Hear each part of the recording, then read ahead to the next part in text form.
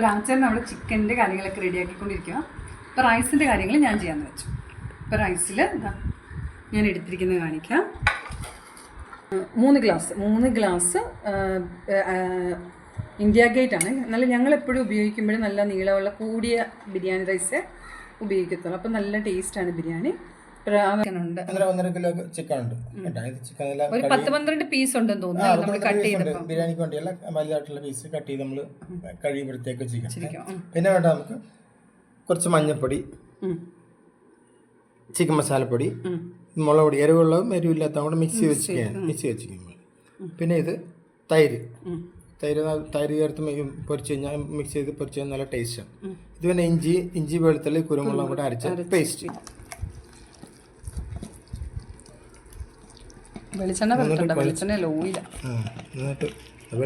ഓയിലാത്തോണ്ട് ഓയിലാത്തോണ്ട് വെളിച്ചെണ്ണ ഇടത്തില്ലെന്ന് തോന്നുന്നു.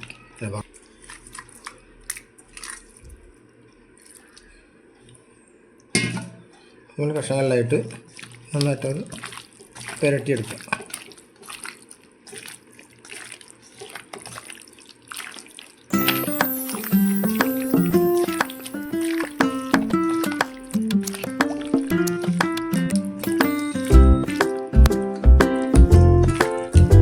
താഴെ ഇരിക്കുന്ന അരപ്പൊക്കെ ഇങ്ങനെ വടിച്ച്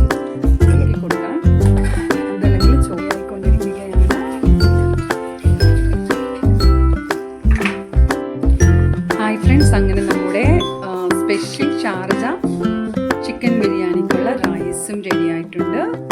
അതുപോലെ തന്നെ ഫ്രൈയും റെഡിയായി, റൈസും റെഡിയായി. ഇപ്പം ഞാനും ലാശോനും തമ്മിൽ ഒരു മത്സരമാണ്. റൈസിൻ്റെ കാര്യങ്ങൾ റെഡിയാക്കുന്നത് ഞാൻ, അതുപോലെ തന്നെ മസാല ബിരിയാണിയുടെ മസാല കൂട്ട് റെഡിയാക്കുന്നത് ലാശോ. ഓക്കെ, അപ്പം നമുക്കിനി ചതച്ചത്, വെളുത്തുള്ളി ഇഞ്ചി ചതച്ച് വെച്ചത്, ഇത് തക്കാളി അരച്ചത് പേസ്റ്റ് ആക്കിയത്, ഇത് മല്ലിപ്പൊടി. ഓക്കെ, ഇത് ചിക്കൻ ചിക്കൻ ഓൾറെഡി നമ്മൾ